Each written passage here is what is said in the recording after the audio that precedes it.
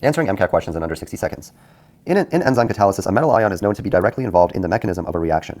Given this, which of the following roles is the metal ion most likely playing in the reaction? Okay. So A, it stabilizes the enzyme's three-dimensional structure by binding to hydrophobic regions of the enzyme.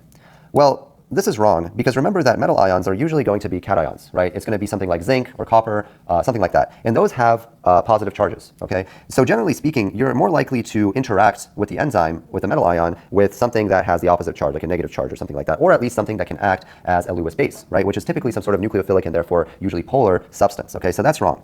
B, it activates a water molecule for hydrolysis of the substrate, okay? Well, this isn't, it's not quite clear. Usually if you're activating a water molecule, you're probably taking a hydrogen away from it, right? Because if you're doing hydrolysis, you're cleaving something with a water molecule. So presumably you would maybe deprotonate that water molecule so it can become like a hydroxide ion and it can attack as a nucleophile, okay? So, but a metal ion wouldn't do that, okay?